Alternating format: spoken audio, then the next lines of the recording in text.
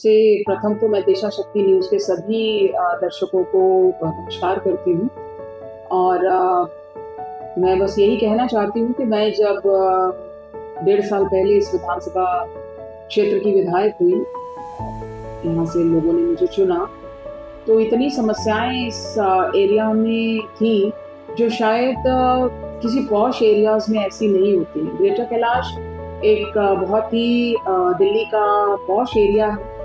And माना तो शायद बाहर तो सब यही सोचते होंगे कि यहाँ पर कोई इश्यूज नहीं होते होंगे, लेकिन जब मैं विधायक बन करके आई तो मैंने देखा कि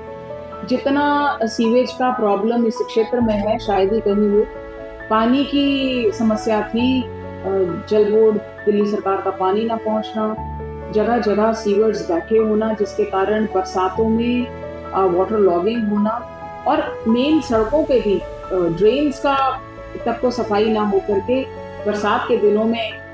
हमारी आउटर रिंग रोड, अंदर की रोड सब भर जाती थी। हालांकि मैं इसी विधानसभा के एक एरिया की कॉर्पोरेटर थी, पार्षद थी GK1 की, लेकिन जो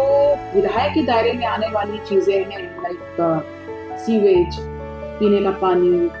बड़ी मेजर सड़कें, फ्लाईओवर्स, कम्युनिटी सेंटर्स या फिर सीनियर सिटीजन सेंटर्स या और बड़े पार्क्स, उन सब की हालत बहुत खराब थी। अभी इस 1-1.5 वर्ष में बहुत कुछ करने की कोशिश की है जिससे कम से कम आज मेरे क्षेत्र में वाटर लॉगिंग नहीं होती। बहुत सा सीवेज जहाँ खराब था उसको बदलने की कोशिश हुई और कई जगह थी। मैं नहीं कह रही हूँ कि 1-1.5 साल में सब कुछ हो गया, लेकिन 40-50% हर समस्या का समाधान करने की कोशिश की है। अभी शुरुआत है और मैं तो यही कहूँगी कि आने वाले समय में जब तक हमारे 5 साल पूरे होंगे तो लगभग मेजर समस्याएं इस क्षेत्र की हम समाप्त कर चुके होंगे और बहुत बड़े और विषय जो हैं, जैसे कि हमारे यहाँ पर सावित्री जो फ्लाईओवर है वो वन वे था जिसके कारण ट्रैफिक का बहुत बड़ा जाम लगता था। वो मैंने विधानसभा में प्रश्न उठाने के बाद सरकार ने उसको मंजूर किया और वो 2 वे होने जा रहा है। ऐसे ही बहुत बड़ी हमारी पानी की पाइपलाइन जो वर्षों से पेंडिंग थी, लीकेज के कारण पानी नहीं आता था, वो अप्रूव हो गया है। ऐसे बहुत से बड़े काम हैं जो इस क्षेत्र में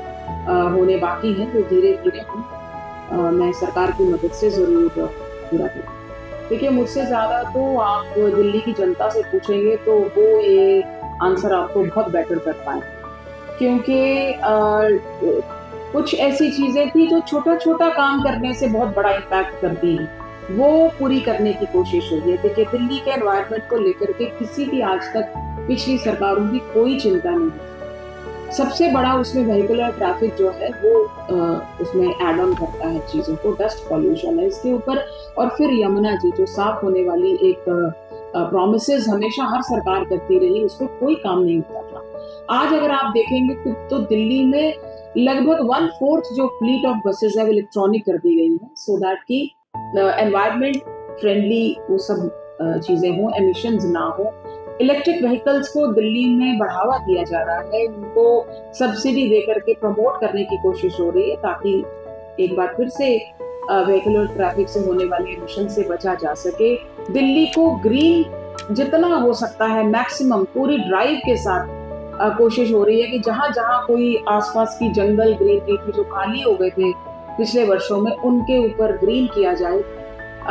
यमुना जो एक बहुत बड़ा मेजर सोर्स होती है, रिवर किसी भी सिटी की लाइफलाइन होती है, बहुत सारी पॉल्यूशन अब्सॉर्ब करती है, वही पॉल्यूटेड थी, वही इतना गंदी यमुना करके रख दी गई थी, तो वो क्या करती। तो अभी यमुना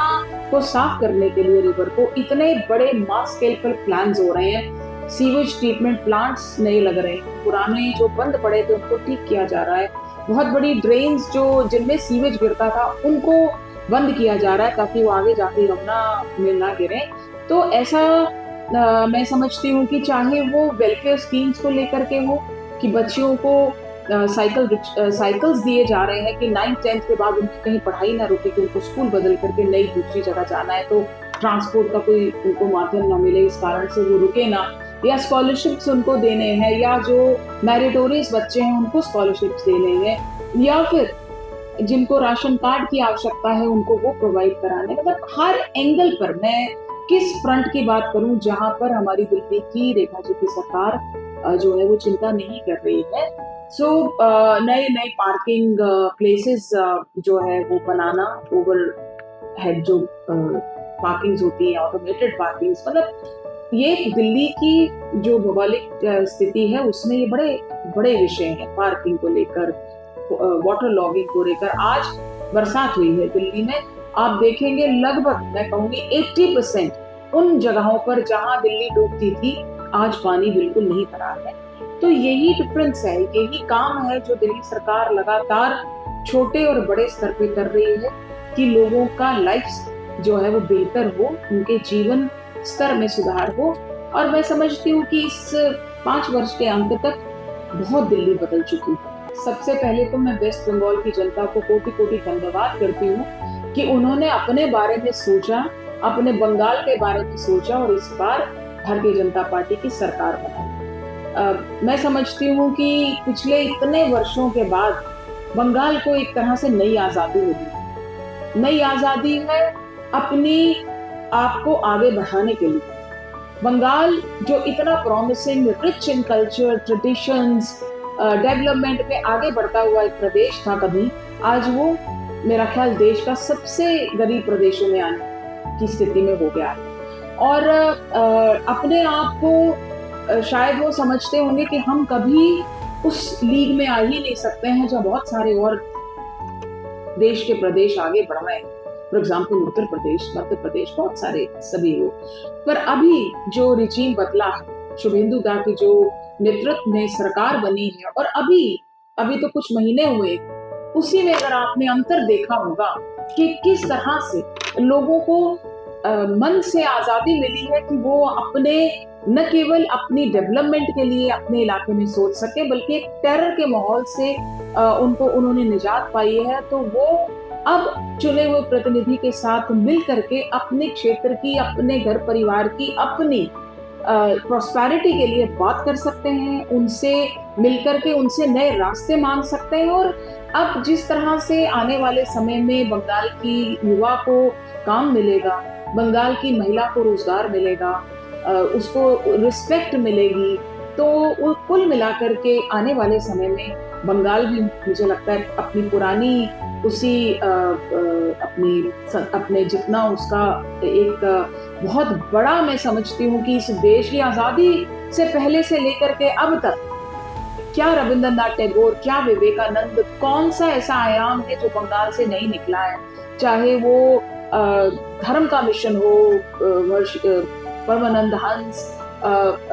मैं क्या क्या नाम लूं, मुझे लगता है कि किसी भी आयाम में, किसी भी political, social, cultural, music, art, हर एक में बंगाल जो है वो आगे रहता था। तो वो अपने उसी शौर्य की ओर फिर से एक बार अपने उसी गौरव की ओर बंगाल बढ़ेगा। आप सब उसमें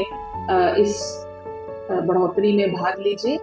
और उन्हें एक बार आप सबका बहुत बहुत धन्यवाद।